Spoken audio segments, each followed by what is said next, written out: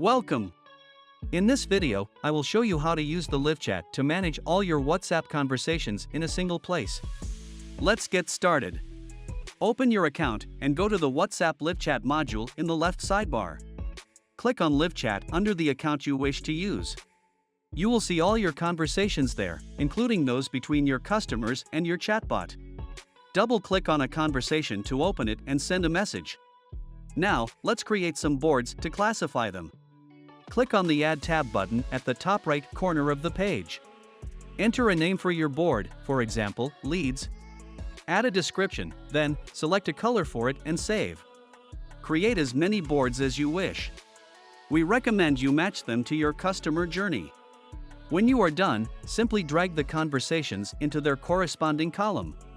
Don't forget to visit our tutorials section to find more information about our tools and how to make the most out of them.